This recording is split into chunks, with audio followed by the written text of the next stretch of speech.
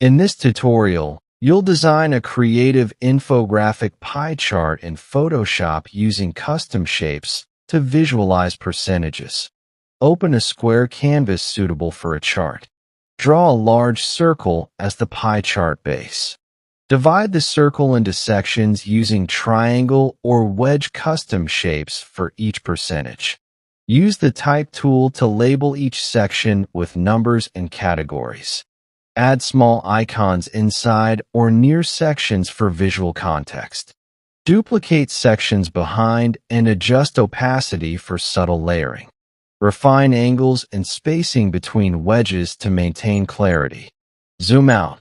The pie chart now looks informative, structured, and visual.